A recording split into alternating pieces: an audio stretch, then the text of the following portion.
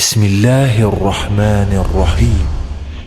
به نام الله بخشنده مهربان. لم يكن الذين كفروا من أهل الكتاب والمشركين منفكين حتى تأتيهم البينة.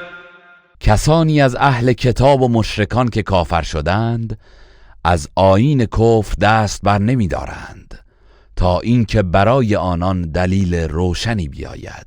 رسول من الله یتلو صحفا مطهره.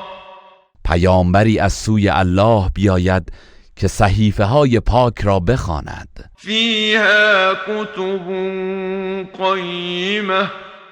و در آن صحیفه ها نوشته های استوار و درست است. وما تفرق الذين اوتوا الكتاب الا من بعد ما جاءتهم البينة. و کسانی که به آنان کتاب داده شد از جمله یهودیان و مسیحیان پراکنده نشدند و اختلاف نکردند مگر بعد از آن که دلیل روشن برای آنان آمد. وما امروا الا ليعبدوا الله مخلصين له الدين حنفاء ويقيموا الصلاة ويؤتوا الزكاة وذلك دین القیمة. و ایشان فرمان نیافتند جز این که الله را بپرستند در حالی که دین خود را برای او خالص گردانند و از شرک و بت پرستی به توحید روی آورند و نماز برپای دارند و زکات بپردازند و این است آیین راستین و مستقیم. إن الذين كفروا من أهل الكتاب والمشركين في نار جهنم خالدين فيها أولئك هم شر البرية.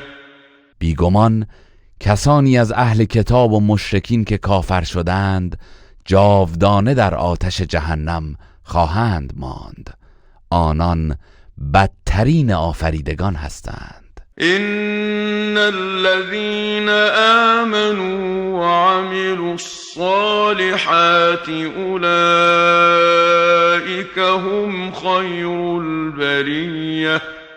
همانا کسانی که ایمان آوردند و کارهای شایسته انجام دادند آنان بهترین آفریدگان هستند. جزاؤهم عند ربهم جنات عدن تجری من تحتها الانهار خالدین فیها ابدا رضی الله عنهم ورضوا عنه ذلك لمن خشی ربه. پاداش ایشان نزد پروردگارشان باغهای بهشت جاویدان است که جویبارها از زیر درختان آن جاری است. همیشه در آن خواهند ماند.